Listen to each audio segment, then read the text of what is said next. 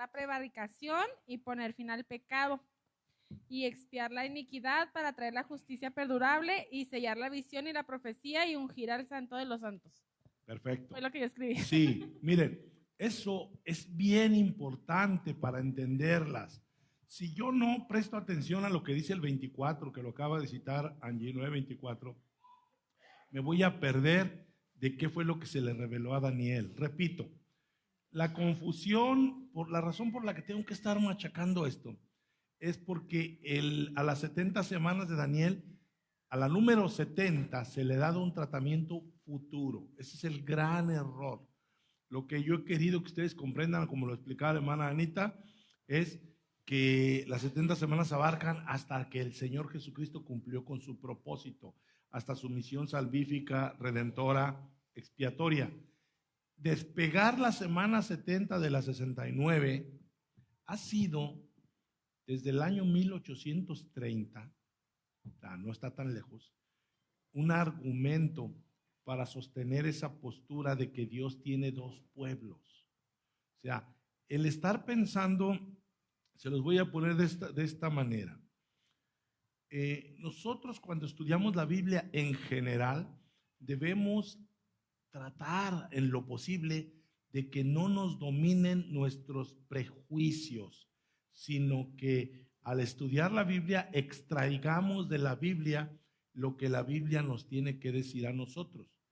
Lo contrario es la receta para el fracaso. ¿Cómo? ¿A qué me refiero? Si yo en la mente ya traigo una idea, yo digo, y esto es así y es así. Les puedo dar 2, 3 ejemplos. Entonces, si yo tengo una idea bíblica o no bíblica, yo tengo una opinión, yo tengo una postura bíblica o no bíblica, pero estoy aferrado a eso. Si estoy aferrado, voy a empezar a buscar en la Biblia pasajes que justifiquen lo que yo estoy pensando. ¿Sí? Es un fenómeno más frecuente de lo que ustedes pensarían, donde yo quiero que la Biblia soporte mi idea. Bien, bien claro, que lo vivimos por años en la iglesia donde nos congregábamos. La mujer se debe vestir decentemente. Ok, no tengo ningún problema con eso. La mujer no debe usar pantalón. ¿Por qué se pensaba así? Porque la iglesia se desarrolló en un ambiente rural y los usos y costumbres en las zonas rurales, ¿sí saben a lo que me refiero? ¿Cómo visten las mujeres? Pues con vestido. Entonces, en un ambiente rural, ver a una mujer con pantalón, pues causaba escándalo. Con esa idea en la cabeza, ahora yo voy a buscar en la Biblia donde me respalde la idea que la mujer no debería usar pantalón. Porque yo antes de estar pensando en Cristo, en el perdón de los pecados, lo que sea, yo traigo una idea en la cabeza muy fomentada por mis padres, por mis ancestros, de que la mujer no debe usar pantalón. Entonces me encuentro un versículo donde dice, no usará el hombre ropa de mujer, vestimenta de mujer, y la mujer vestimenta de hombre, porque es abominación a Jehová.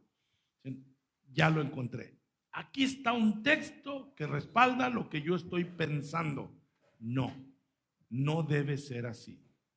Yo debo moldear mi pensamiento a lo que la Biblia dice. Si yo estoy mal, tengo que cambiar mi pensamiento. Si mi idea está equivocada, la tengo que corregir. Si ya viendo lo que dice la Biblia no la corrijo, pues soy un terco y un necio. Entonces, en este tema de las 70 semanas, ya olvídense del tema del pantalón. Hay una idea en la cabeza. Alguien trae una idea, fíjense cómo lo voy a ir armando con toda la calma del mundo. Hay una idea sionista. ¿Qué es una idea sionista? Traigo una idea en pro del Israel nacional. Tengo yo una simpatía por el Israel nacional. Entonces yo quiero creer en mi corazón que el Israel nacional, ¿entienden cuando digo Israel nacional? El étnico, el de hoy. Yo traigo en la cabeza que Israel nacional es el pueblo de Dios. ¿Ok? Traes esa idea en la cabeza. Pero esa idea luego la desarrollas más. Y como es el pueblo de Dios, Dios todavía está comprometido a cumplirle a Israel las promesas del Antiguo Testamento. Y sigo más. Y si ahorita Israel está regresando a la tierra prometida, es porque Dios lo está permitiendo. Y empiezo a construir una idea. Y de aquí en adelante, como Israel es el pueblo de Dios, todo lo que haga Israel está bien. Por default, todo. Si hacen guerra, está bien. Si matan de hambre a los niños de Gaza, está bien. ¿Por qué está bien? Porque son el pueblo de Dios. Peligro. Traes una idea en la cabeza que te está llevando cada vez más y más y más a cosas cada vez más aberrantes. ¿Sí? Voy a poner ejemplos con la Biblia. Vayan a San Juan 8, creo que lo mencioné en la mañana. San Juan capítulo 8. San Juan capítulo 8. Vamos a ver esas ideas bien arraigadas en la cabeza. San Juan capítulo 8. En una discusión con los judíos, vamos a leer el 31 y el 32. Sí, lo cité en la mañana. ¿Quién lo lee?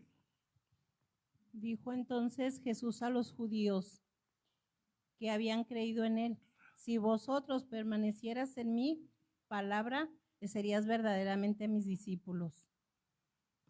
32. Y conoceréis la verdad, y la verdad os hará libres. Ok. ¿Quién dijo esas palabras? Jesús. ¿A quién se las dijo? Versículo 31. ¿Más específico todavía? No, contéstenme conforme al texto. A los judíos que habían creído en él. ¿Sí entienden por qué soy tan enfático en me contesten conforme al texto? Jesús le dijo a los judíos que habían creído en él. Si creyeron en él, yo podría anticipar que habían creído en todo lo que el Señor dijera. Si ya creyeron en él, van a aceptar todo lo que el Señor diga. Pues creyeron en él, ¿no? Señor, creo en ti y a partir de ahora tú eres mi autoridad. Lo que tú me digas lo voy a acatar. Entonces el Señor le dijo a los que habían creído en él: si vosotros permanecéis en mi palabra. ¿Por qué permanecer? Porque la habían escuchado y la habían creído. Bueno, ya la creyeron, ahora permanezcan en lo que les estoy diciendo. Entonces dice: si vosotros permanecéis en mi palabra, seréis verdaderamente mis discípulos. En ese momento de la historia apenas habían creído. Si el Señor les dice: seréis verdaderamente mis discípulos, ¿qué idea debo entender yo ahí? Seréis verdaderamente mis discípulos. ¿Qué debo entender ahí? Que no eran verdaderos. Que aún no eran verdaderos discípulos, que estaban apenas comenzando. Eso no tiene nada de malo. Todos cuando venimos a Cristo llegamos a un momento en que apenas estábamos comenzando. ¿Sí? Nos gustó la palabra del Señor, pero luego entraban cosas que habían ya en nuestro corazón que se oponían a lo que el Señor dijera, aunque lo dijera el Señor. Entonces, vean el versículo 32. El Señor, cuando les hace esta declaración, está bien cortita, ¿verdad? Conoceréis la verdad y la verdad os hará libres. El Señor se los dijo intencionalmente. El Señor usaba mucho palabras que Él sabía, las usaba para producir una inquietud, que la gente respondiera, y cuando la gente respondía, el Señor podía ayudarles a cambiar sus conceptos equivocados. Entonces, les dice: la verdad os hará libres. Si está diciendo en términos futuros, los hará libres, ¿qué les está diciendo en ese momento? Que son esclavos. Que en ese momento no son libres o que son esclavos. Entonces, en ese momento todavía no son verdaderamente sus discípulos y en ese momento aún no son libres. Cuando el Señor hace esos dos señalamientos, está provocándolos a ver qué traen en su corazón. ¿Sí me explico? O sea, es como cuando una persona está zonguita ahí, en la iglesia, ¿eh? Yo hace muchos años enseñaba la palabra y una hermana, cuando la volteaba a ver, instintivamente le decía, o sea, como que me está diciendo: le estoy entendiendo perfectamente bien, ni se le ocurra preguntarme. O sea, yo entendía el lenguaje, ¿sí? O sea, yo volteaba ahí y luego, o sea, estoy bien. Entonces, a veces las personas que están en esas actitudes, si uno realmente los quiere ayudar, tendrá uno que lanzarles algo parecido a lo que hacía el Señor. para provocarlos a que contesten algo y que ellos o ellas se den cuenta de lo que traen en su corazón, porque muchas veces no sabemos lo que traemos en nuestro corazón. Vean cómo reaccionaron ellos en el versículo 33. ¿Quién lo lee? Le respondieron: linaje de Abraham somos, y jamás hemos sido esclavos de nadie. ¿Cómo dices tú, seréis libres? Gracias. Fíjense bien. Vean en esa frase, y ahí le voy a parar. Vean en esa frase qué logró el Señor extraer de ellos, qué traían en su mente y en su corazón. Soberbia. Una soberbia reflejada en qué. ¿En qué dijeron? Linaje de Abraham. Si el Señor no los provoca a decirles ni son verdaderamente discípulos, ni son libres, no se hubiera dado cuenta de la soberbia. El Señor lo sabía, pero ellos no sabían que tenían soberbia porque en dónde estaba descansando su confianza. En el linaje de Abraham. Sí, sí, me gusta tu palabra, pero antes que tu palabra, yo soy linaje de Abraham. ¿Entienden eso? Entonces, si yo veo que su confianza estaba en que eran del linaje de Abraham, yo puedo deducir un chorro de cosas. Por ejemplo, ¿qué pensaban ellos de los que no eran linaje de Abraham? Al decir ellos, linaje de Abraham somos, jamás hemos sido esclavos de nadie. ¿Cómo dices tú, seréis libres?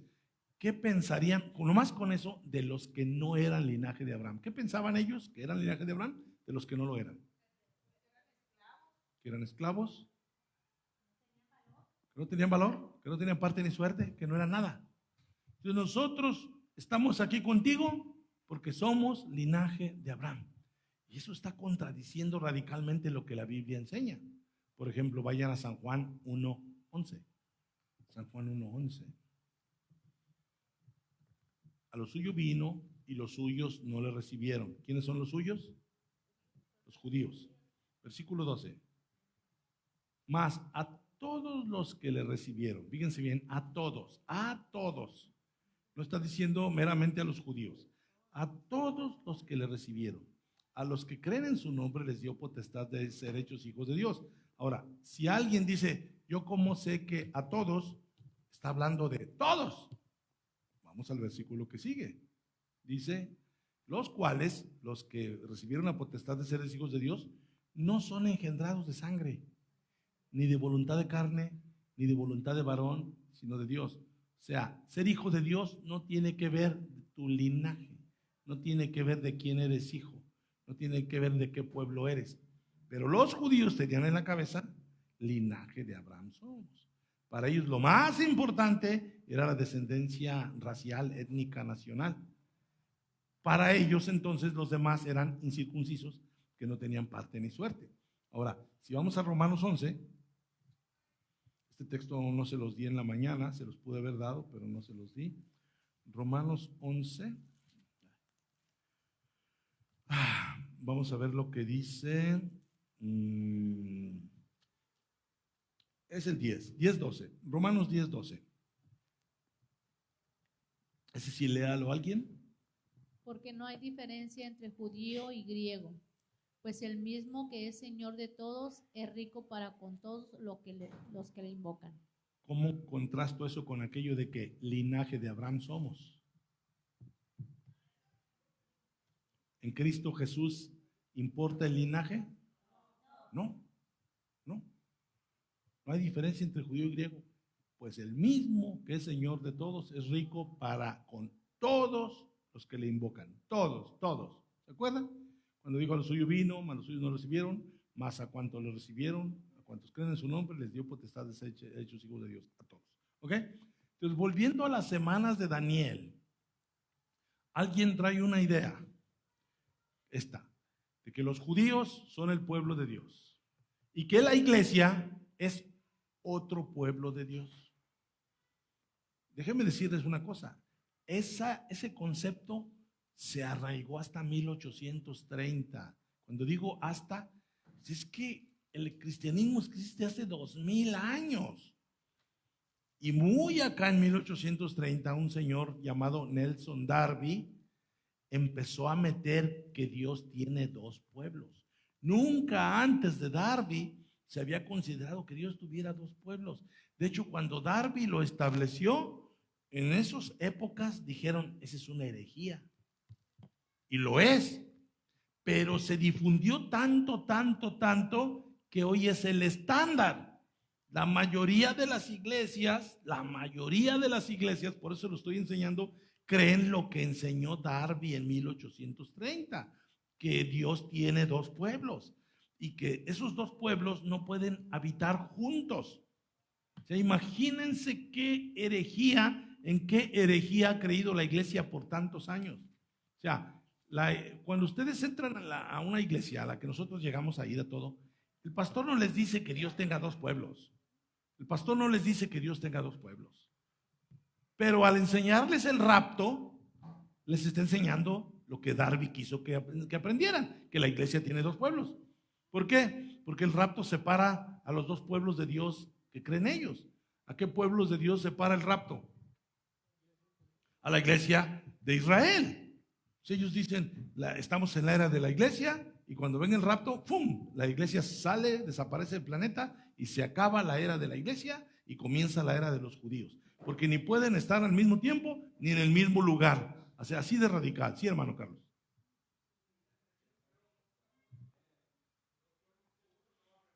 Todo el Nuevo Testamento respalda, hizo uno, de dos pueblos hizo uno, pero lo omiten, lo ignoran, lo tergiversan a la manera de este señor Nelson Darby.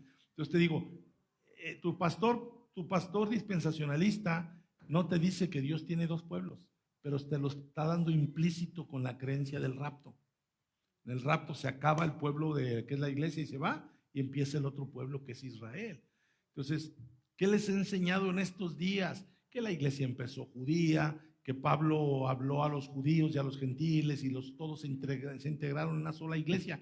La iglesia está compuesta por judíos y gentiles. ¿Se acuerdan de este texto que les di en la mañana? Este sí se los di en la mañana, cuando dice el versículo 23, Romanos 9, 23 y 24. Romanos 9, 23 y 24 dice así: y para hacer notorias, ¿se acuerdan que vimos este texto? Y para hacer notorias las riquezas de su gloria, las mostró para con los vasos, personas, vasos de misericordia que él preparó de antemano para gloria. Está diciendo que este es su pueblo. Su pueblo son los vasos de misericordia que él preparó de antemano. ¿Cómo está constituido ese pueblo? Verso 24. Dice, a los cuales también ha llamado. Esto es, a nosotros, no solo de los judíos, sino también de los gentiles. Vean el lenguaje que usa Pablo. Cuando yo les digo, la iglesia nació judía, ¿lo pueden ver ahí? A ver, cuando yo les digo, la iglesia nació judía, ¿lo pueden ver ahí? Analicen el texto. Cuando dice que no solo de los judíos. Sí, a ver, desarrolleme la idea. Sí, sí, es correcto. Porque dice que a nosotros también nos ha llamado, no solo a los judíos. Sí, es decir, cuando dice no solo a los judíos, es que en un principio llamó solo a los judíos, pero después también llamó a los gentiles. Sí, hermana Gaby. Hermano, ¿por qué hace este énfasis el Señor primero a los judíos si en la mente de él ya tenía pensado también ir a los gentiles? Porque cuando les da la gran comisión, no solamente es judíos, es a toda la nación. Excelente pregunta. La respuesta está en la predicación que vimos en la mañana de Pablo. Hermana, dígame lo que me iba a preguntar, ¿se me pasó? Para ahorita contesto, a lo mejor contesto a las dos en una. Sí, porque ya se me estaba olvidando. Sí. Mire, el anterior, el 23, Sí. tiene en relación lo que usted ahorita nos estaba diciendo. Que, ¿me puede poner, por favor, es Andreito? 23, ahí está. ¿Ese? Ok, sí. Okay. Para hacer notoria las riquezas de su gloria, las mostró para con los vasos de misericordia, o sea, nosotros, que preparó de antemano para gloria. Me voy un poquito más atrás. Creo, si estoy mal, me dice, ay, sí, doctor, perdón. Pastor, Creo que aún los judíos no nos hacen parte, o sea, de un solo pueblo. O sea, que los judíos actualmente, en aquel tiempo, o sea, ¿por qué nosotros? O sea, no necesitamos, o sea, nosotros somos guau, ¿no? Entonces, así casi toda la soberbia, como estábamos platicando ahorita, creo que aún todavía existe eso. Sí. El detalle de que nuestros hermanos sionistas se están viendo muy mal, bíblicamente hablando. ¿Por qué? Porque ellos están ayudando al pueblo de Israel con una promesa que el Señor le dio a Moisés, Abraham, donde le dice que si los que te maldijeren te van, es Génesis, es que ya me perdí aquí, Génesis 3, algo así, es Génesis 3. 12:3 tal vez. Sí, donde le está haciendo una promesa al pueblo. Entonces esa promesa se la traen otra vez ahora en estos tiempos y la están mal usando para hacerse y levantarse el cuello de que, pues si no ayudas a Israel, no te va a bendecir Dios, siendo que el Señor ya lo dejó ahí en Romanos 9:23. Bien. Bueno, en otros textos más, ¿verdad? Buen punto y coincide, puedo contestar las dos en una sola explicación. ¿Por qué primero a los judíos? En la predicación que dio Pablo, que estamos en Romanos 13, Pablo aclara que Dios hizo promesas a los padres de la nación de Israel. Entonces, las promesas que Dios hizo a los padres hace que el Señor se dirija primero a los descendientes de los judíos porque a ellos les fueron dadas las promesas. Es decir, el Señor en el Antiguo Testamento las promesas no se las hizo directamente a ningún gentil. Por ejemplo, gentil fue Ruth, gentil fue Rahab, y ellas, el Señor las acogió en el pueblo como una señal de que el Señor iba a aceptar también a los de fuera. Pero las promesas expresamente fueron hechas a Abraham, Isaac, Jacob, Moisés. Entonces las promesas fueron hechas a gente del pueblo de Israel, razón por la cual era importante que los descendientes de ellos, de la época de Jesús, de la época de Pablo, fueran a los primeros que se les enseñara el evangelio, porque ellos eran los hijos de la promesa. Vamos a ver algunos textos para que lo tengamos bien claro. Estoy en esa parte de la pregunta. Miren, vamos a Hechos 13, donde estábamos ahí viendo en la mañana. Miren, vamos a ver lo que dice el versículo 22 y 23. Aguántame la pregunta, Martita. Dice, no era pregunta, ¿qué era?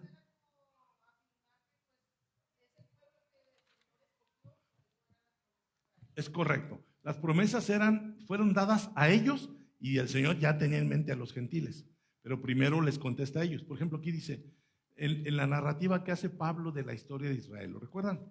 Quitando este era Saúl, quitando les levantó por rey a David, de quien dio también testimonio diciendo, he hallado a David, hijo de Isaí, varón conforme a mi corazón, quien hará todo lo que yo quiero.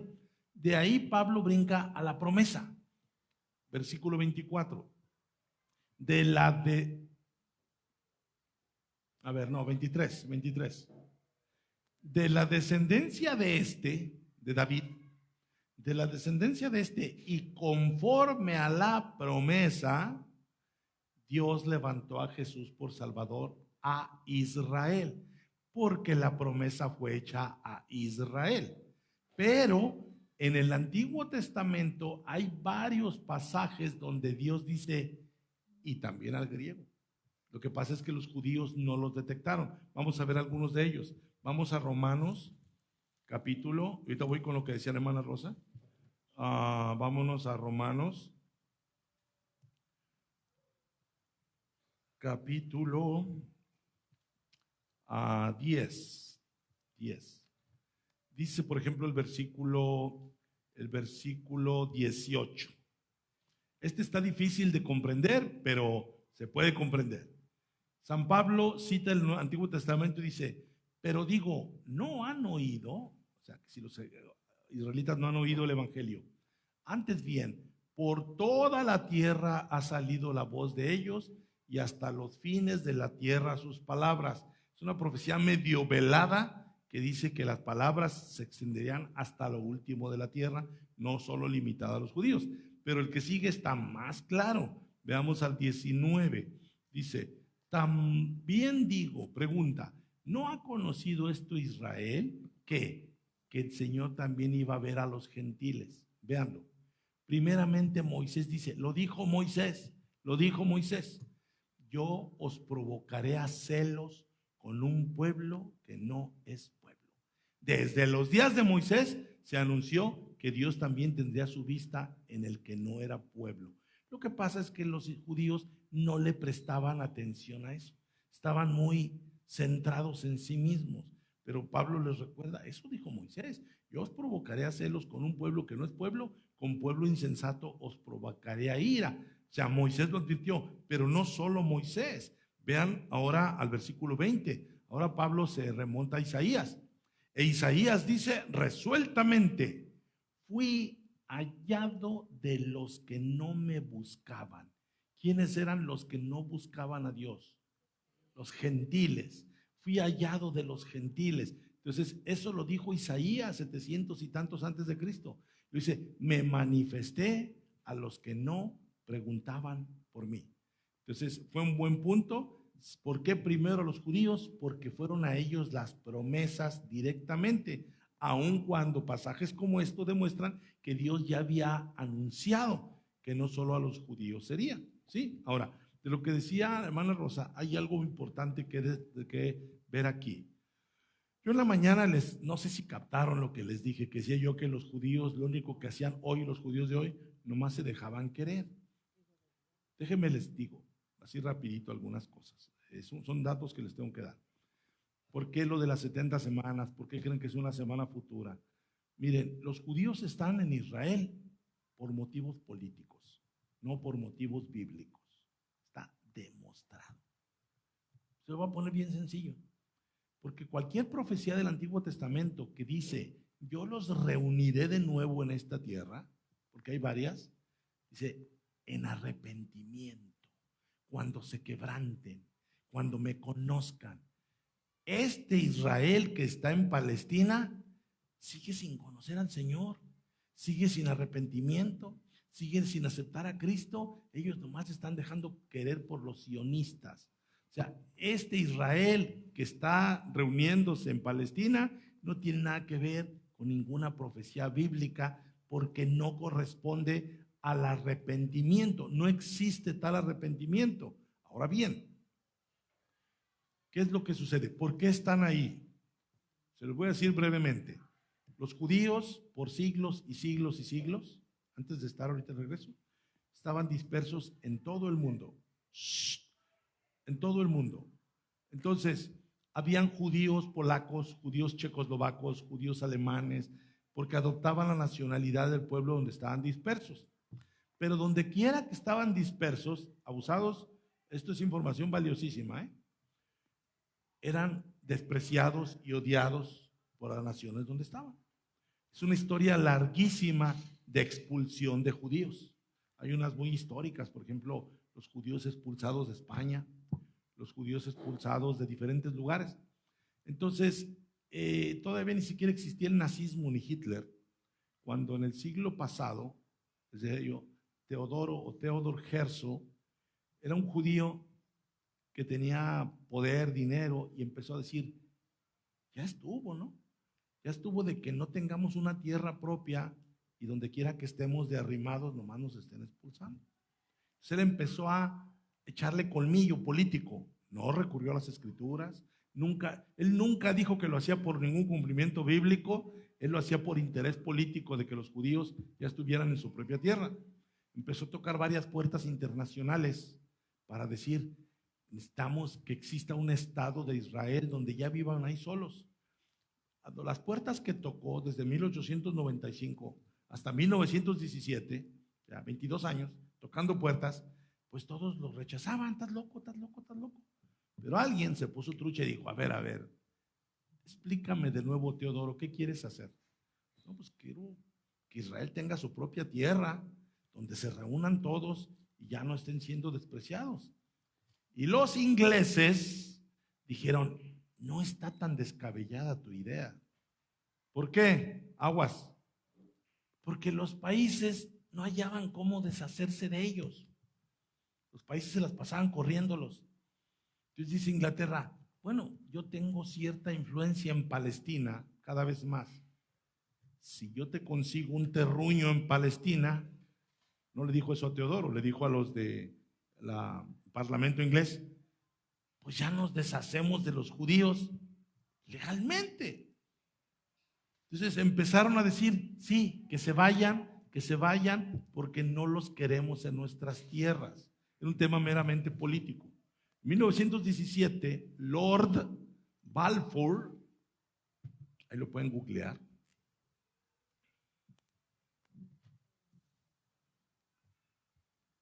pertenecía al Parlamento inglés y él escribió un informe donde él recomendaba que los judíos tomaran una parte de la tierra de Palestina y que vivieran en paz con los árabes. Cuando Balfour dijo eso, se abrió la puerta y algunos judíos empezaron a emigrar a Palestina, sobre todo de Inglaterra. Órale, escúchala. Ya no los queremos aquí. Entonces, después de esto viene la primera, bueno, esto fue en 1917. Ya estamos hablando muy acá. Pero si ustedes se fijan, a ver quién puso atención, ¿desde cuándo existe el dispensacionalismo que llevó al sionismo? No, fíjense bien, eso lo dije hace rato. ¿Qué? Correcto. En 1830 aparece Darby, el padre del dispensacionalismo. Ha tomado una mano. En 1909, todo lo que Darby enseñó desde aquel tiempo, ahora aparece en la Biblia anotada de Scofield. Esta Biblia tenía un montón de comentarios que hacían que todos los lectores se volvieran dispensacionalistas. Este fue el libro de texto de todos los pastores de aquel tiempo. En 1917, bueno, voy a ponerlo aquí. En 1895, Theodor Herzl, él inicia con el movimiento sionista. ¿Por qué lo pongo todo junto? Porque entre Darby enseñando que Dios tiene dos pueblos y entre Theodor Herzl queriendo un Estado de Israel, va de la mano con que Dios tiene dos pueblos. Y luego la Biblia anotada de Scofield hace que se difunda a nivel mundial que Dios tiene dos pueblos. Lo puse muy garabateado, ¿verdad? ¿Lo borro? ¿Lo vuelvo a poner? Vamos a ponerlo en un orden más exhaustivo. Va de nuez. 1830, Nelson Darby es el padre del dispensacionalismo. ¿Qué es lo que creen todas las iglesias? Es lo que creen las iglesias donde íbamos nosotros, todas las iglesias que creen en el rapto. Luego decíamos, 1895, este judío Theodor Herzl empieza con el sionismo. Por eso ustedes oyen que dispensacionalismo y sionismo en esencia es lo mismo. Dispensacionalismo dice que Dios tiene dos pueblos, y al decir que Dios tiene dos pueblos, te dicen que el primer pueblo, que es Israel, es un pueblo con promesas terrenales, y que el otro pueblo es la iglesia con promesas celestiales. Entonces decíamos que en 1909 se edita la Biblia anotada de Scofield. Todavía muchos pastores la usan. Está llena de comentarios que te llevan a que Israel es el pueblo de Dios. Scofield fue el que popularizó la interpretación de que cuando Dios le dijo a Abraham, bendeciré a los que te bendigan, maldeciré a los que te maldigan, en la Biblia de Scofield dice, está hablando no de Abraham, sino de todo el pueblo judío. El que bendiga al pueblo judío, Dios lo va a bendecir, y el que maldiga al pueblo judío, Dios lo va a maldecir. Esto se lo debemos a Scofield. En 1917 se da lo que se le llama la Declaración Balfour. Ya lo voy a borrar de acá arriba. Balfour fue un inglés del Parlamento inglés que en su declaración, convencido por Herzl, él hizo una declaración donde dijo, debe existir un Estado judío. O sea, Herzl convenció, el padre del sionismo convenció a Balfour. Los ingleses tenían una influencia en Palestina que se llamaba el mandato británico. ¿Qué es eso? Que los ingleses tenían autoridad sobre Palestina, mundialmente hablando.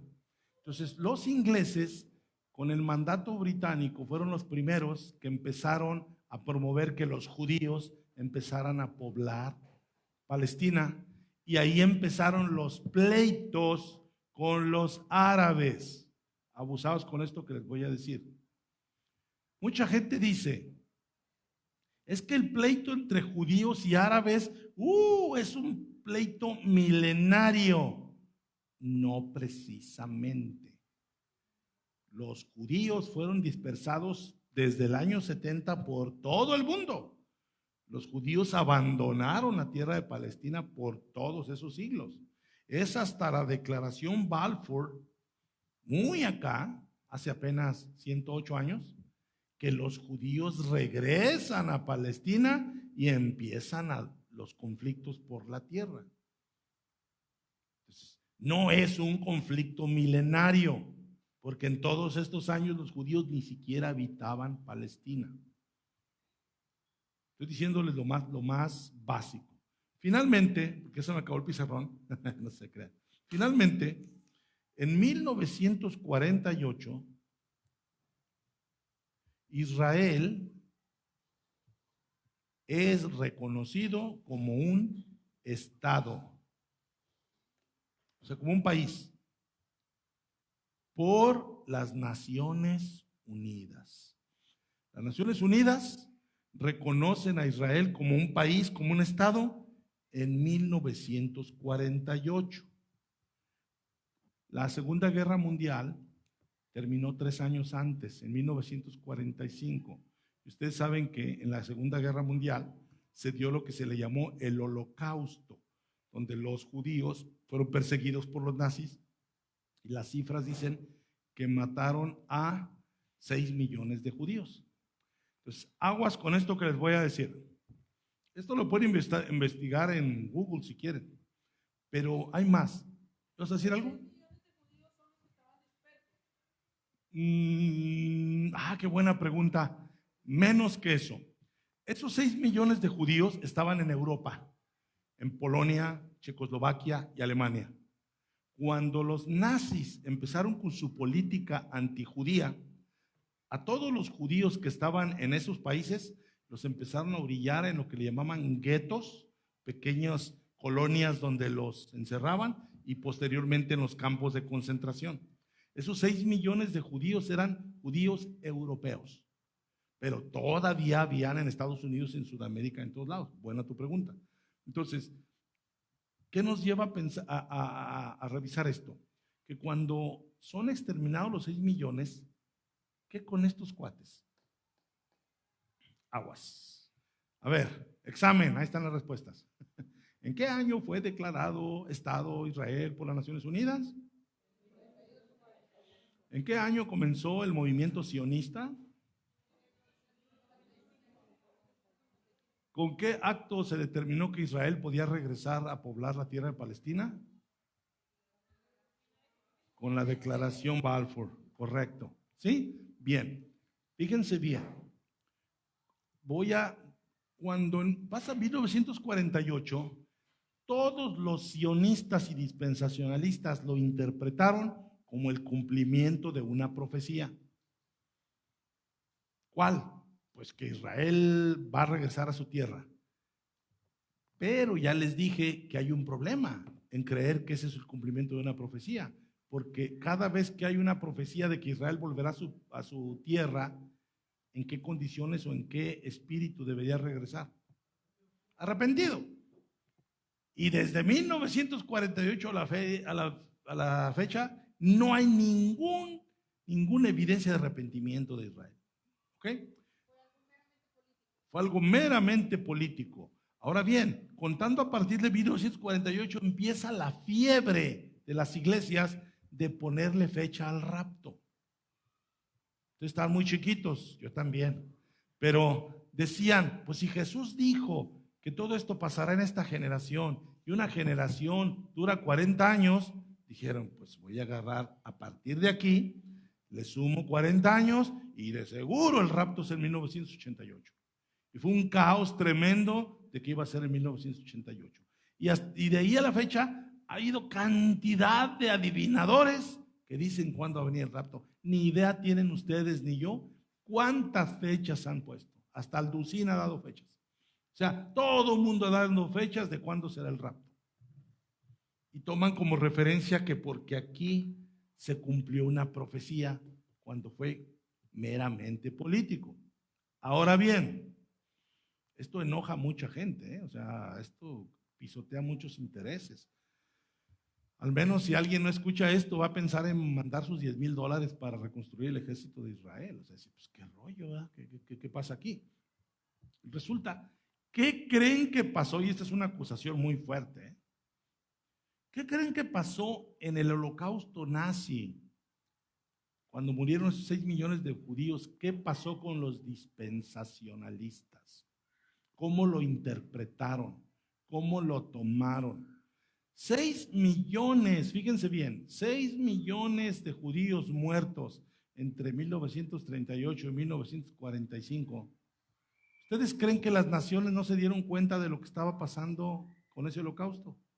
Sí, era de todos conocido el régimen antijudío de los nazis. ¿Por qué no le entraba nadie? ¿Por qué no le entraba nadie a defender a los judíos? Un estudio de la Segunda Guerra Mundial te dice que empezó en Europa cuando los nazis atacaron Polonia, atacaron Bélgica, Países Bajos, atacaron Dinamarca, y ciertos países, padres del dispensacionalismo, nomás están como los chinitos, nomás mirando. Y los nazis estaban matando gente por todos lados y estos camaradas no le entraban. Y no le entraban siendo que eran superaliados de Inglaterra. Inglaterra estaba siendo bombardeada por los nazis todos los días.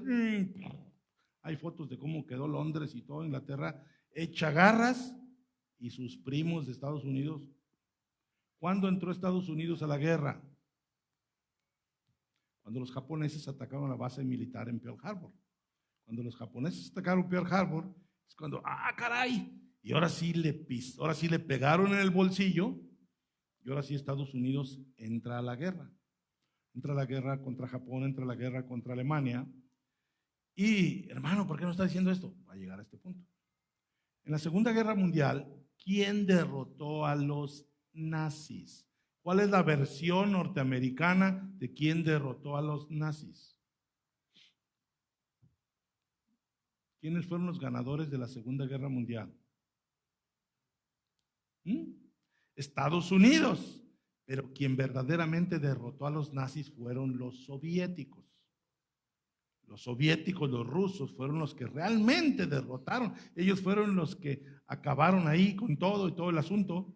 Pero como después se volverían los enemigos de Estados Unidos, la versión oficial es que los vencedores fue Estados Unidos.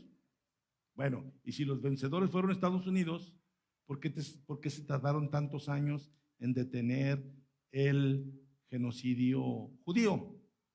Porque los dispensacionalistas tienen un pensamiento dual sobre Israel. Uno, lo que tanto les he dicho, que son el pueblo de Dios, que Dios les debe la tierra prometida, que es de ellos, que la van a habitar. Pero por otro lado, los dispensacionalistas dicen que mientras más rápido Israel pueble la tierra, más rápido vendrá el rapto. O sea, es como un autocumplimiento de la profecía. Yo voy a echarles billetes y los voy a patrocinar y los voy a impulsar a que vayan para que el rapto ocurra más pronto. ¿Qué implicación tiene esto? Que si el famoso rapto ocurre más pronto empieza la gran tribulación, porque es consecuencia, y la gran tribulación es sobre los judíos.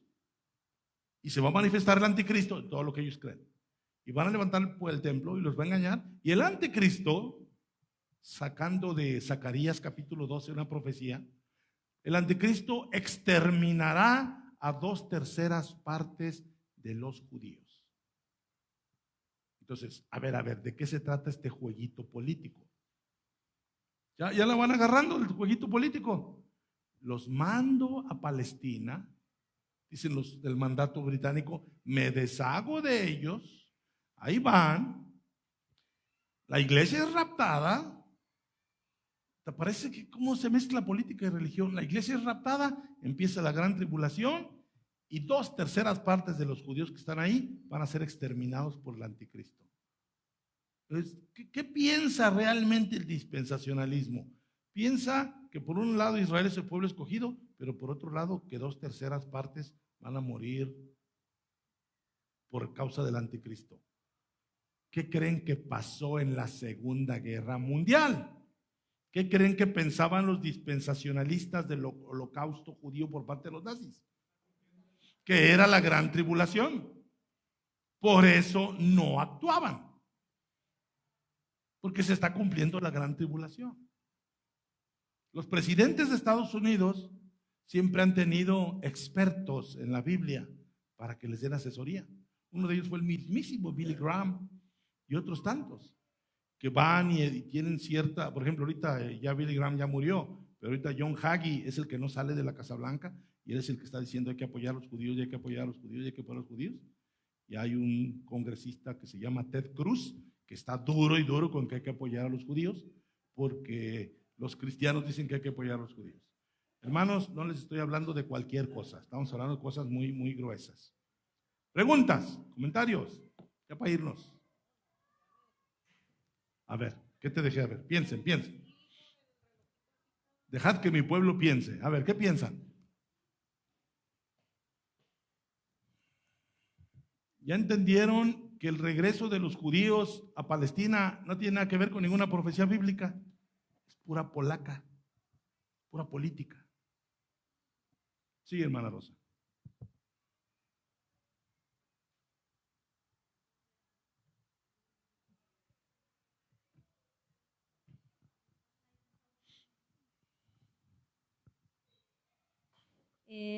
¿Por qué si está pasando todo esto, en qué momento los judíos van a comprender esto? Si ellos ahorita, para empezar, no están esperando al Mesías. Y también la otra parte donde si ellos, ya estando en toda esa, sé que es la soberbia lo que los está llevando a aceptar todo ese dinero, ¿por qué no se cuestionan? Yo digo, porque, a lo mejor también porque también nos pasó en su momento a nosotros, ¿por qué no se cuestionan y empiezan a fomentar la fe? Esperemos que algunos hermanos, algunos judíos se conviertan a Cristo, porque mientras de eso no va a pasar de ahí. Hablemos de eso, ese es un gran tema. Los dispensacionalistas dicen que cuando el anticristo mate 2/3 partes de los judíos, la otra 1/3 parte va a aceptar a Cristo, pero no dicen cómo, si la iglesia ya no va a estar según ellos. Entonces, me sacan de la Biblia una telenovela que los 144,000 sellados serán 144,000 judíos que de pronto serán los que vayan a estarle predicando el evangelio de Cristo al resto de los judíos. Pero no hay ningún indicio de quién a su vez es el que les va a llevar el evangelio a esos 144,000 sellados.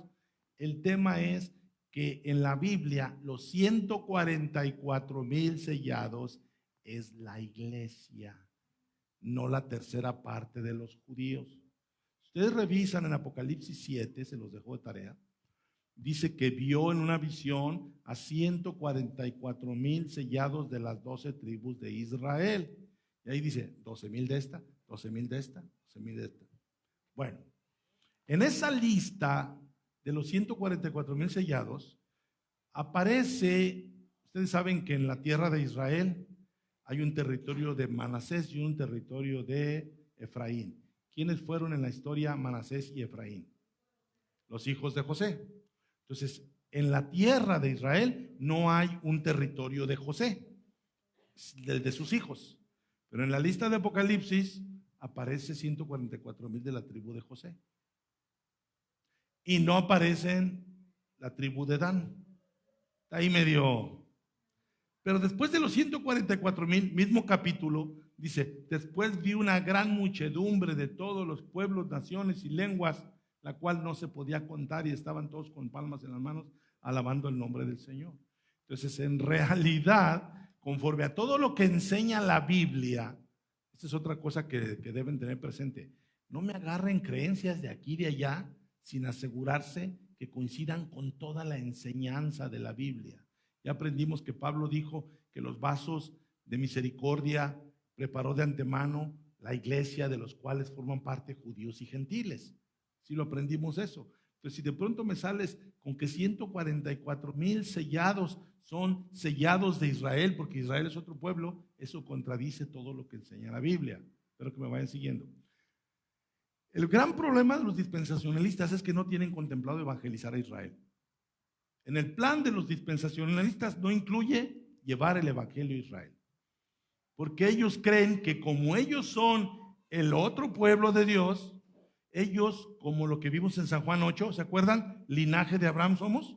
Como ellos son linaje de Abraham, ellos ya por ser linaje de Abraham no necesitan. John Hagee dice eso.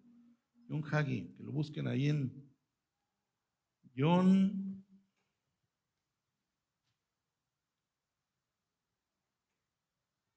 Es un viejito gordito, pero ricachoncísimo. Ministerios John Hagee. Y él dice, Israel no necesita el evangelio. Eso dice este señor. Y tiene millonadas de gente ahí siguiéndolo. John Hagee dice, Israel no necesita el evangelio. Ellos ya son el pueblo de Dios. Y la gente, aleluya. Entonces, estos líderes han enseñado que Israel no necesita el evangelio. Lo que necesita son dólares. Lo que necesita es apoyo internacional. Lo que necesita son tanques, misiles. Israel no necesita el evangelio, necesita tu soporte. Y este señor es un líder que junta a nivel iglesias $200 millones al año para Israel. Pero no el evangelio. No el evangelio. Entonces estos líderes están enseñándole al mundo que la iglesia lo único que necesita es orar por Israel para que le siga yendo bien, para que no sean derrotados por sus enemigos, para que dominen todo el Medio Oriente y para que, ese es otro tema, para que Israel sea el que comande y se apropie de todo el petróleo de toda la zona del Medio Oriente. Al final es dinero. ¿Ok? Entonces, a su pregunta, no. Mientras estos líderes le digan a la gente, Israel no necesita ser evangelizado, la gente dice, pues no, Israel no necesita ser evangelizado. Gente que no lee su Biblia, gente que no revisa ese tipo de cosas. Entonces, están condenando a Israel primero al infierno sin el evangelio. Y en segundo, aparte de que dicen que es el pueblo de Dios, están anunciando 2/3 partes a ser exterminados por el anticristo.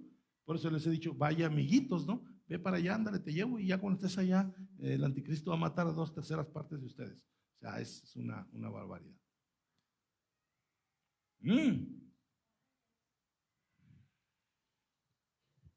¿Qué más? Yo. Perdón. Hiciste ventriloquía. Bueno, pues para mí es nuevo todo eso. Yo no sabía, por ejemplo, que los judíos fueron dispersados pero que fueron dispersados por su desobediencia. Sí. ¿Y qué de Dios en todo ese proceso? ¿Guardó silencio? Fíjate que, no, es una gran pregunta. Yo creo que con esta cerramos la escuela porque ya es tarde. Sí, mira, hay que partir de algo que les he estado enseñando. Empiecen a armar el rompecabezas. Yo sé que no todos han estado en todas las predicaciones y luego entenderlas, pero créanme que todo lo que les he dicho, todo está encadenado, concatenado, vinculado. Miren, vamos a empezar. Nosotros, voy a decirles cosas que ya les prediqué. Jesucristo, primero Juan el Bautista le dijo a los judíos, arrepiéntanse, porque el reino de los cielos se ha acercado. A los judíos. Jesús le dice a los judíos en Mateo 4:17, arrepiéntanse porque el reino de los cielos se ha acercado. ¿A quién va dirigido ese arrepiéntanse? A los judíos. En San Mateo 10, el Señor le dice en el verso 17 a los judíos, así a los judíos, a los apóstoles, por camino de gentiles no vayan a Samaria, vayan solamente con las ovejas perdidas de la casa de Israel, y cuando vayan díganles, arrepiéntanse porque el reino de los cielos se ha acercado. Entonces, a la pregunta de hace rato la hermana Gaby, la insistencia es primero con Israel porque las promesas fueron hechas a ellas. Bueno, cuando el Señor Jesucristo, ustedes estudian Mateo con detenimiento, van viendo cómo el Señor hace ese anuncio. En el Sermón del Monte, de la montaña, de Mateo 5, 6 y 7, el Señor empieza a hablar de su autoridad como rey y no lo acepta. En el capítulo 7, 8 y 9 hace todos los milagros que lo validan que es el rey y no lo aceptan. Llega el capítulo 11 y el Señor dice, te alabo Padre porque has ocultado estas cosas de los sabios y las has dado a conocer a los niños. ¿Quiénes son los sabios? A tu pregunta, los israelitas. Se les ha bloqueado el entendimiento y se los has dado a conocer a los niños. ¿Quiénes son los niños? Los gentiles. Luego viene el capítulo 12 y los líderes judíos le gritan a Jesús que él echa demonios por causa de Satanás. Y vienen las acusaciones. Cuando Jesús entra a Jerusalén, entrada triunfal, se las he predicado mucho últimamente. El Señor entra a Jerusalén y llora sobre Jerusalén. ¿Sí? Jerusalén, Jerusalén, que matas a los profetas y apedreas a los que son enviados. ¿Cuántas veces quise juntar a tus hijos como la gallina junta a sus polluelos? Pero no quisiste. Es un rechazo continuo de Israel. No es un rechazo de un momento. Es continuo el rechazo. Entonces, cuando el Señor entra después de ese lamento, lo primero que hace es la purificación del templo y chicotea a todos. Y les dice, está escrito, mi casa es casa de oración y ustedes la han vuelto cueva de ladrones. Entonces ahí Jesús empieza a decir, esto que han hecho no sirve para nada. Y el Señor ahora los empieza a rechazar a ellos. O sea, primero ellos lo rechazaron al Señor, ahora el Señor les lanza parábolas donde les dice, yo los rechazo a ustedes. Por ejemplo, la parábola de la fiesta de bodas. Ve e invita a todos y lo ignoraron. Bueno, pues ve con los pobres, ve a las calles, ve con los... Y luego dice que ya cuando los llama en otra parábola les dice que un rey mandó a sus siervos y los siervos fueron muertos por esas personas y el rey ¿qué hizo? Incendió su ciudad. Eso está en Mateo 22. Después viene Mateo 23 donde hay de todo lo que va a pasar con ustedes. Entonces ya después llega el momento en el que el Señor les dice, he aquí tu casa queda desierta. Entonces Jesús anuncia la desolación que lleva a la dispersión. O sea, la desolación de Israel es porque de Jerusalén se queda sola porque todos son dispersos. Entonces, cuando el Señor Jesucristo lo condenan a muerte, Él le dice primero al sumo sacerdote, cuando le dice al sumo sacerdote, ¿eres tú el Hijo de Dios? Tú lo has dicho, y de hoy en adelante verás al Hijo del Hombre venir con las nubes y sentado a la diestra de la majestad de las alturas. Lo condenan a muerte, a pesar de que Pilato no encuentra ningún delito en él, y dice, no encuentro ningún delito, y siguen insistiendo en que lo maten, que lo crucifiquen. Cuando Pilato se lava las manos y dice, soy inocente de la sangre de este hombre, ¿qué dicen respecto a su sangre todos los demás? Que su sangre caiga sobre nosotros y sobre nuestros hijos, ¿sí? Cuando Pilato le dice, ¿quieren que crucifique a su rey? ¿Qué le contestaron? Nosotros no tenemos otro rey que el César. Entonces es una negación total de nuestro Señor Jesucristo, que luego en las predicaciones de Pedro en Hechos 2, de Pablo en Hechos 13, es un recalcarle a la nación que ustedes nacionalmente han cometido este pecado. Peor cosa, ya el colmo de las cosas, cuando Pilato les dice, ¿a quién quieren que le suelte? ¿A Jesús o a Barrabás? Entonces la gente dice, suéltanos a Barrabás y mata a este. Entonces Pedro dice, prefieren un homicida. Entonces Jesús había dicho, todo esto de la desolación no pasará esta generación hasta que esto ocurra. La manera en la que los judíos que murieron fue terrible. Murieron de hambre, murieron comiéndose los unos a los otros. ¿Se acuerdan que Jesús iba cargando la cruz y unas mujeres lloraron por él?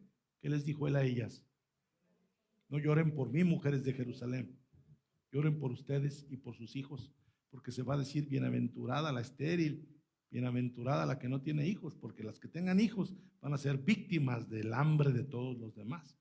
Entonces, en las semanas de Daniel, cuando dice el Señor Jesús, cuando dice Daniel que después vendrá el desolador, con la multitud de las abominaciones vendrá el desolador, Jesús también dijo, cuando vean la abominación desoladora de la que habló Daniel, es decir, cuando Roma rodea Jerusalén, entran a Jerusalén los ejércitos con los estandartes del César, los clavan ya en el templo, entonces profanan el templo, y ahí es cuando se da el acabose. Es juicio contra los judíos, es un juicio terrible por lo terrible de su rechazo. Por eso Pablo, cuando dice mi oración por Israel es por salvación, es porque los judíos no querían nada con el Señor. O cuando Pablo dice, lamento mucho, quisiera ser anatema por causa de ellos, porque ellos son los de los patriarcas, los del culto, los de las promesas, los de la gloria, los del testimonio, y no aceptaron al Señor. Entonces, no aceptar al Señor, en este caso al pueblo de Dios, les trajo severísimas consecuencias. O sea, el Señor lloró sobre la ciudad porque lo rechazaron. Y al rechazarlo, lo diría alguien, en lugar de que los judíos cuenten con la protección de Jesús, toda su vida han enfrentado gente de la calaña de Barrabás. O sea, han quedado desprotegidos, por eso lo de que no los quiere nadie. Cuando ellos dicen su sangre caiga sobre nosotros y sobre nuestros hijos, en el lenguaje bíblico es sobre toda nuestra descendencia. Entonces, hasta el día de hoy, de acuerdo a lo que enseña Pablo en Romanos, Dios tiene de entre esos judíos un remanente. Lo ha tenido a lo largo de la historia. Dios no es injusto como para decir, ya los que salvé, salvé y los demás ya se van al infierno. No. Lo que pasa es que estos falsos maestros han engañado a la iglesia de que los judíos no necesitan el evangelio. Entonces lo único que está ocurriendo es que se están yendo al infierno, ¿no? O sea, voy a hacer una comparación muy pesada. Es como si a alguien le dijeran, no te preocupes por tus hijos. ¿Lo bautizaron cuando estaba chiquito, verdad? Sí, ya está bien. ¿Qué me dirías tú? Que te dijera, pues está bautizado, ¿no? Lo bautizaron de chiquito, sí, ya, con eso, ya. Pues dices, no puede ser posible. Pues más o menos así está la cosa. O sea, ellos son el pueblo de Dios, no les prediques, ellos ya hay promesas para ellos. Entonces, ahí hay un problema. Entonces, si la iglesia realmente quisiera orar por Israel, que orara como Pablo, para salvación, no para que sean más grandes terratenientes. Esta es la última escuela del año. Díganle, no se caen aplausos. Volviendo, a ver, ayúdenme con el calendario. ¿Cuál es el primer domingo que va a volver a ver escuela dominical? ¿Es el como el 4? 4, ¿verdad? El domingo 4, que vas a tener el año nuevo y todo. Domingo 4 los vamos a ver aquí. Yo creo que ahí sí les voy a pedir, yo sé que van a andar bien atareados con un montón de cosas, pero vamos a tener una clase parecida a esta, de reflexión final, pero a recapitular ahora sí todo lo que va a venir en el examen. Ya nos pondremos de acuerdo con la hermana Gaby, pero ese domingo 4 no dejen de estar aquí. Hacemos un repaso de todo el tema de las 60 semanas de Daniel, le ponemos fecha al examen, nos ponemos a preparar y ustedes lo presentan y todos felices. No, ni tan felices, lo tienen que compartir. Micrófono. Nos iba a complementar la semana después del sacrificio Sí. de Jesucristo. Sí. Cuando hemos dicho a la mitad de la semana hará cesar el sacrificio, esa parte ya quedó clara. Fue justo con su sacrificio en la cruz, ¿verdad? Pero de esa mitad de la semana a la otra mitad de la semana, Daniel no dice nada en específico. O sea, de la última semana, Daniel dice lo que pasará en la mitad de la semana. ¿Lo ponemos? Daniel 9:27. Dice, gracias hermana Conchita, yo ya me iba. Y por otra semana confirmará el pacto con muchos. ¿Quién? El Mesías, Cristo. ¿Cuál pacto? El nuevo pacto con su sangre. A la mitad de la semana hará cesar el sacrificio y la ofrenda. Luego dice, después con la muchedumbre. Ese después, ¿se acuerdan que les dije? No me dice con exactitud cuándo. Solo me dice que es después de la mitad de la semana. En la mitad de la semana, Cristo fue a la cruz y en todo lo que hemos platicado, rechazado por los judíos. ¿Sí? Rechazado por los judíos. Como el resultado del rechazo de los judíos viene el después. Después con la muchedumbre de las abominaciones vendrá el desolador. Dije la semana pasada, muchedumbre, un montón de gente, de abominaciones. Van a haber muchos que se harán abominables y la historia marca que fueron los soldados romanos con sus estandartes. Y luego dice, vendrá el desolador. Estrictamente, personalmente hablando, el desolador sería el líder de la desolación del año 70, que fue Tito. Tito era hijo del emperador Vespasiano y después Tito llegó a ser el emperador de Roma. Pero primero fue un general que destruyó Jerusalén.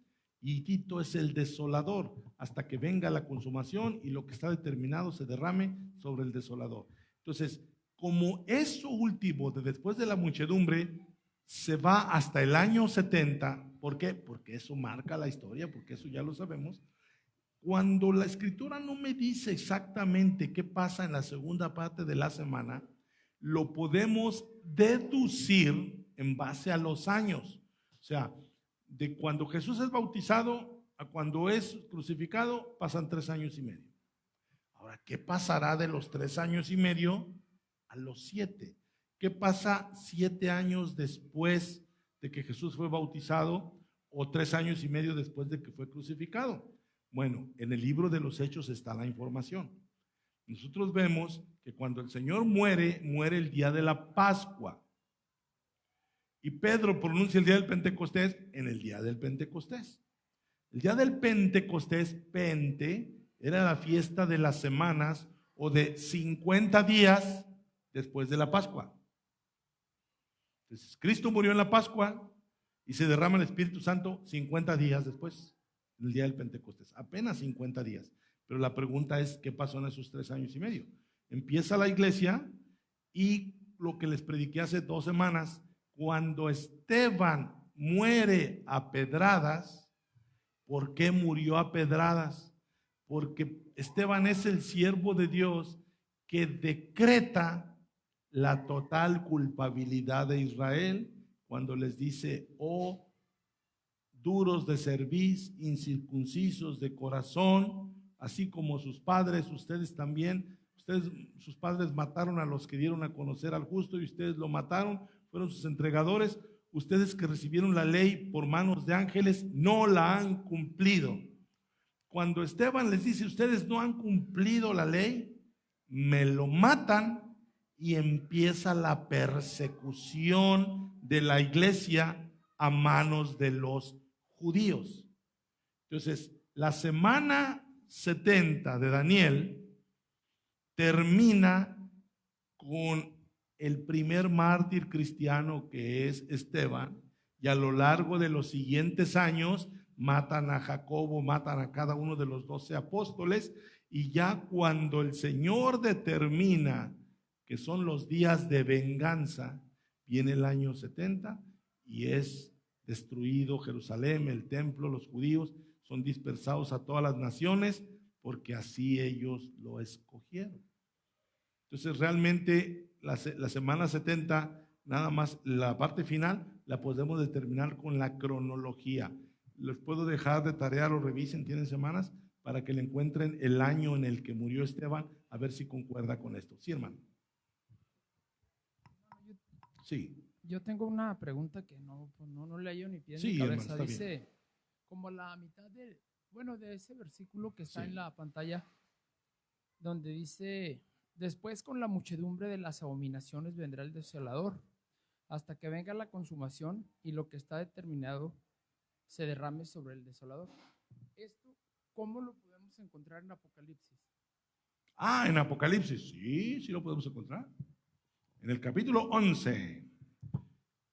Si ustedes preguntan, pues le damos. Miren, Apocalipsis 11:1. Aquí lo vamos a encontrar. Entonces me fue dada una caña semejante a una vara de medir, y se me dijo: levántate y mide el templo de Dios y el altar y a los que adoran en él. Muchos piensan que estos son pasajes futuros, son ideas de los dispensacionalistas de un templo futuro. No, ahorita el templo no existe. Y cuando Juan escribió Apocalipsis, el templo aún existía. Y cuando Juan dice que se le dio una vara, levántate y mide el templo, el mídelo, de acuerdo a lo que enseña Ezequiel, es un juicio. Está anunciando la destrucción del templo. Sigamos. Vamos a ver el verso 2. Pero el patio que está fuera del templo, déjalo aparte y no lo midas, porque ha sido entregado a los gentiles y ellos hollarán la ciudad santa 42 meses. Bolas. ¿Cuántos años son 42 meses? 3 años y medio. Y los dispensacionalistas nos traen vueltos locos que es futuro en la gran tribulación. No. Si ustedes revisan, lo podemos leer en el 2026 si Dios nos presta vida. El templo fue destruido en el año 70. Pero Josefo, el historiador judío que habla de eso, nos dice que las guerras de los judíos empezaron 42 meses antes del año 70. O sea, las guerras de los judíos, que es otro tema, empezaron por ahí del año 66 y medio, 42 meses después, ¡pum! Ellos hollarán la ciudad santa 42 meses.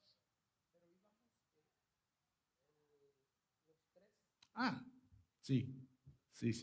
Ya sé lo que me está preguntando. Sí. Si aquí está la última semana de Daniel, y aquí está la mitad, y aquí está nuestro Señor Jesucristo, ahí se cierra la revelación y la profecía.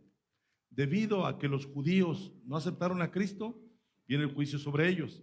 Pero cuando Jesús habló aquí, dijo: no pasará hasta que se cumpla esta generación. ¿Sí? Jesús lo dijo aquí antes de morir. Y estos 40 años, ocurrió en el año 70 la destrucción del templo.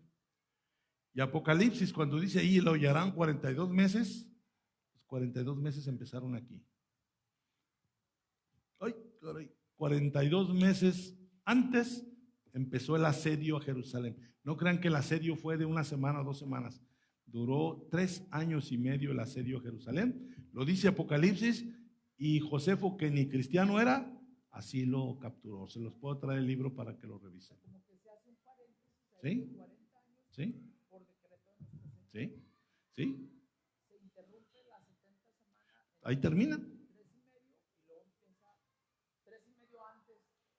Se pudiera decir eso, porque sí coincide con que son 3 años y medio antes. Si usted dice un paréntesis, pudiera ser, veámoslo como que el Señor aquí dijo: no pasará esta generación hasta que esto acontezca, y esta generación fueron 40 años. Ya un poquito más, ¿verdad? Bueno, hermanos, Dios los bendiga. ¿Cómo se sienten? ¿Cómo van? Descansen ya, no me van a ver en la dominical hasta el otro año. Ok, muy bien. Sí, ¿verdad? Hermana Gaby, adelante. Sí, hermano, pero van a ser 2 semanas que vamos a descansar y no vengamos en ceros, porque recuerden que próximamente viene nuestro examen. Y pues, bueno, ya entrando el año, pues vemos cómo vamos, si vamos aprendiendo, no vamos aprendiendo. Son interesantes las preguntas de nuestro hermano Noé. Yo creo que las repetimos el otro año para que podamos estar bien seguros. Amén. ¿Oramos? Oramos. Gracias, Señor, te damos porque nos permite nuevamente terminar este año, Señor, estudiando la Escritura. Señor, es algo importante que a todos nos puede ayudar, Señor, en nuestra vida cristiana, en la doctrina que estamos llevando a cabo. Señor, ayúdanos para que nos enfoquemos mucho en lo que tú, Señor, quieres hablarnos, cosas que no sabemos o no conocemos o todavía no las entendemos, que tú seas que nos ayude, Señor. Bendícenos y permite que el próximo año también tengamos ese deseo de más de tu palabra, Señor. Sigue bendiciendo a nuestro hermano Alejandro, nuestro pastor, para que nos siga ayudando, Señor. Es mucha información que a veces tenemos y a veces no la sabemos, pero él, Señor, se ha puesto a investigar y tú bendícelo, Señor. Bendice a cada uno de mis hermanos, que el año que entra también, Señor, puedan estar más hermanos, que pongan el tiempo para poder estar estudiando todos juntos la Escritura. Llévanos con grande bendición hasta nuestros hogares, Padre, te lo pedimos en el nombre de Cristo. Amén. Dios les bendiga. Dios los bendiga, hermano. Nos vemos.